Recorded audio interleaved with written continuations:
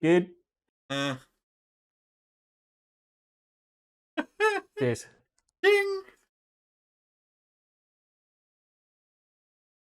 Sometimes something happens, sometimes nothing at all, and sometimes everything happens sometimes.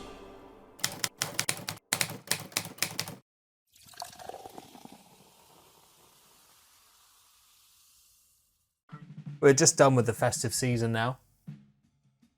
Plenty of drinks to be had. I don't know about you, but I had a lot of these beverages during Christmas and New Year. I had so many beverages that I started to get a little bit concerned for myself. Like, so concerned, like, you know, when I was most concerned is when I bust out the eggnog. That was your concerning moment. Yeah, because I was like, it was like, well, what alcoholic drink have I not tried? I tell you, the other drink I tried as well this Christmas was the Snowball. Yes. Terrible. Oh. I hated it. Okay. I genuinely hated it. So I really enjoyed the Snowball. I did not enjoy the after effects of the Snowball. That shit just... It fucked me up, man. I don't know how else to describe it. I got the shits. That's not good. Well, I thought it was a one-off. We had some Advocat left, and I thought, well, I'm going to have Snowballs. I'm still feeling a bit festive. This was in that sort of void between Christmas and New Year's. So I made some more. Ugh. Back to the toilet I went. Yeah. Yeah, so I think Snowballs are out of the question for me now. Do you know what, though? Do you know what? That sums up that little period between, like, after Christmas and New Year's up perfectly, I would say. The void. Yeah, it's shit. It's just because I think the best part of Christmas is Christmas Eve. I think that's the best part of Christmas. That's the anticipation. That's the pure excitement. That's really getting to it. Yeah.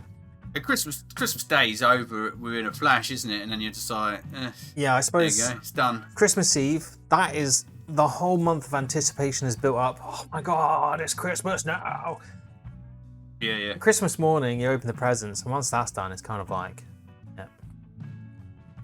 I guess we got some dinner later, which I love, but oh, it's really nice. Did I told you about what happened at the dinner table, Christmas dinner table, several years ago now?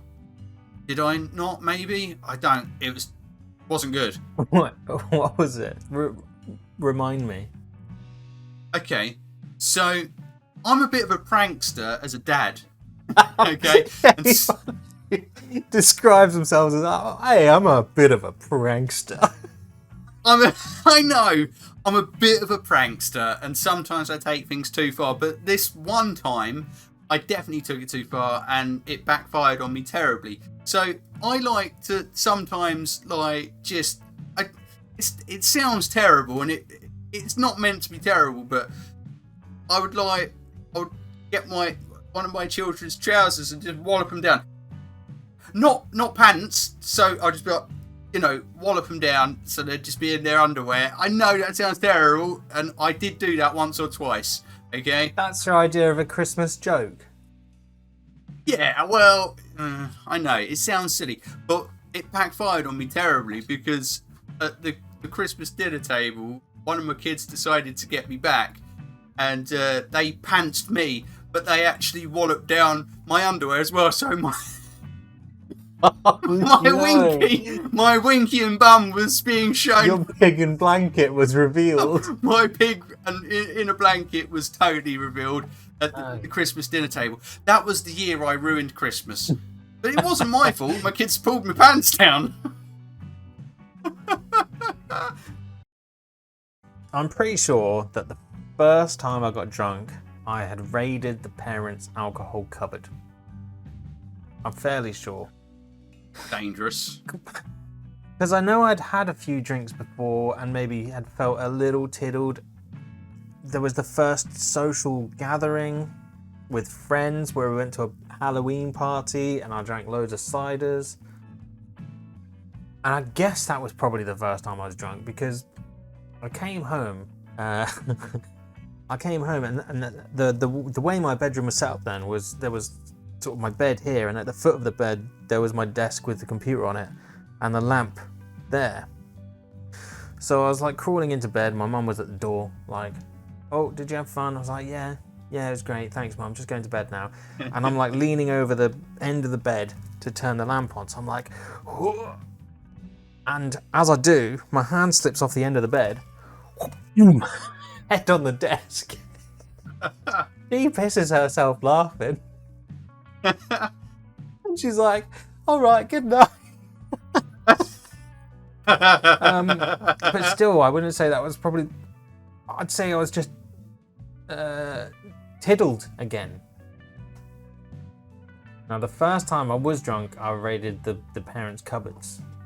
And I, just took a swig of the Bacardi, took a swig of the vodka, took a swig of the gin, took a swig of the whiskey.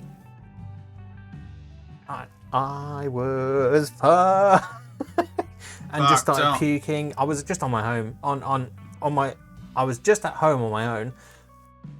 Yeah. And I was just puking away, and I was like, right, well, bedtime for me. I'm passing out. Give it.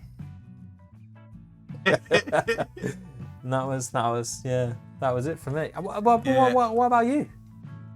Oh God, I remember this one time. I was pretty drunk with my friend, and we were on the top deck of a bus, and these really horrible lads. Oh yeah, but what happened is like we had these horrible enemies. There was always like bad kids, right? So we had these horrible enemies. Enemies. Honestly, though. Enemies. No, but that, yeah. But it was really scary because we weren't fighters. We just like to go out and have a good time, Lovers. A little bit of underage drinking and just have a good time. But so we're on the bus going home after a good night of drinking on the beach or whatever. Just having some fun. I think it was called 2020. Terrible drink. Awful. I think we might have drank like a bottle of Tudor Rose as well, which was like this £3 bottle of, I think it was like sherry. Classic. Yeah. And we'd just drink that because it was cheap, so we'd neck that with a bottle of 2020. What was 2020? It was like a fruity, like antifreeze, horrible tasting, terrible drink. It was not nice, but it was cheap, and when you're underage and you're getting alcohol, it doesn't matter what it is, you drink it. Do you know what I mean? It's alcohol. Always get drunk. You don't want to enjoy it. We then. did. You want to just get drunk. Basically, exactly. Yeah. Thank you. So we're on the top deck of the bus, and our enemies, these naughty kids, like not naughty, thugs, like real cunts, mate. Like that were always looking for a bit of the old fucking punch you up, you cunt. Do you know what I mean? Sorry. Sorry. I get it. It just makes... Yeah. So we're sat on top of the bus, me and my friend, and they get on, and they're staring over at us. And my mate whispers, "That's so-and-so, fucking hell, shit." And then they say my friend's name. They're like, "Are you so-and-so?" I'm not going to say the person's name. Going to keep that as a blank just in case, because they'll still come for you. They will still come for us, even though we're now like in our 40s. Me and my friend, we're still scared, and we're like, no, you're wrong person, and they're like, nah, you're fucking so and so. No, you got it totally wrong. No. That the wrong person. No, you are. I've got a photo of you here. There's your name. Thankfully, that didn't happen. But actually, something worse than that happened. We've got to our stop, and what did I do? I went and said, "So and so, It's out. Stop now! I said his fucking name, and we had to run off the bus, and they chased us. We're like, fuck! It's like, why did you say my fucking name, you dozy twat? And yeah, we just had to run. We just ran for our lives. Why did they hate scary. him so much that they were like, you're him. I'm gonna beat you up. I just dozy. What's that scene in Dad's Army? It's Dad's Army. Don't. Yeah, Pike, innit? Oh, fucking Pike. Don't yeah, tell him, it was Pike. basically that. Don't tell him, Pike. It was exactly that fucking moment. Your name will also go on the list. What is it? Don't tell him, Pike. Pike. I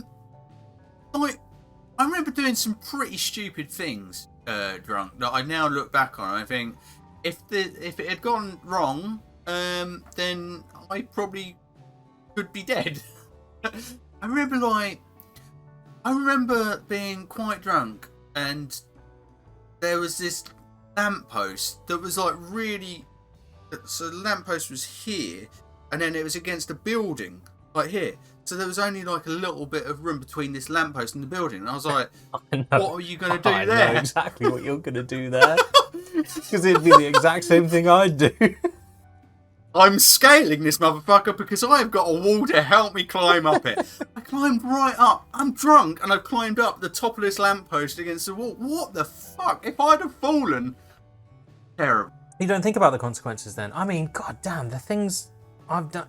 Been on top of houses and just jumped off, not giving a fuck. I mean, that was definitely in the sort of jackass, Dirty Sanchez era, where it's climb a house, jump off, question mark profits. I'm a beer snob. I know you are. Massive beer snob. And I'm pisses me very off. proud to be a bit... Does it really? Yeah. Because you quite happily will drink Foster's. I'll tell you why I like Foster's so much. That was like the beer that I Ugh. drank when I was like 16 and was just sort of beginning my journey into alcoholism.